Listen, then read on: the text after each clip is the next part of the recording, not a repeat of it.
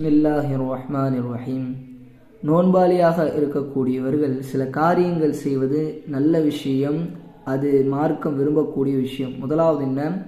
சஹர் உணவு சாப்பிடுவது. இந்த சஹர் உணவு சாப்பிடுவது என்பது பரக்கத்தான உணவு. அதனால தான் நபி ஸல்லல்லாஹு அலைஹி வஸல்லம் சஹர் உணவு சாப்பிட சொன்னார்கள், இதில் பரக்கத்து இருக்கு என்று சொன்னார்கள். முடிந்த அளவுக்கு சஹர் உணவை தாமதப்படுத்துவது, கடைசி நேரத்தில், அதாவது ஃபஜ்ர் பாங்குக்கு முன்னாட வரைக்கும்.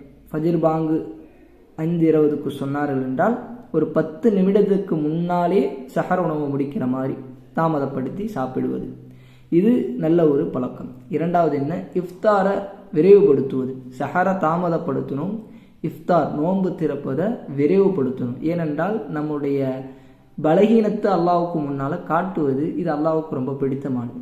மூன்றாவது என்ன? ஹதஸுகள், அதாவது சிறுதுடக்கு பெருதுடக்கு ஏற்பட்டிருந்தால் அதை விட்டு நீங்கி இருப்பது. நான்காவது என்ன? நம்முடைய நாவை இந்த ரமலான் மாதம் முழுக்க நோன்பாளியாக இருக்கக்கூடியவர்கள் கண்டிப்பாக பேணி பாதுகாக்க வேண்டும்.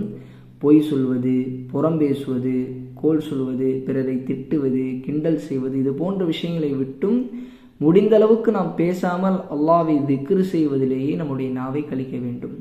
அதே போன்று அடுத்ததாக ரமலான் காலத்தை சரியான முறையில் பயன்படுத்தி கொண்டு குர்ஆன் ஓதுவதில் நாம் அதிகப்படுத்துவது.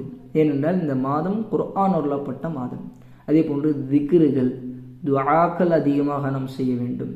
அடுத்ததாக இந்த மாதத்தில் எந்த ஒரு விஷயத்திற்கும் கோபப்படாமல் இருப்பது, நம்முடைய நஃப்ஸை கட்டுப்படுத்தி இருப்பது, ஹலாலான விஷயமாக இருந்தாலும் கூட நம்முடைய நஃப்ஸை கட்டுப்படுத்தி இந்த ரமலான் மாதத்தில் நாம் இருந்தோம் என்று சொன்னால்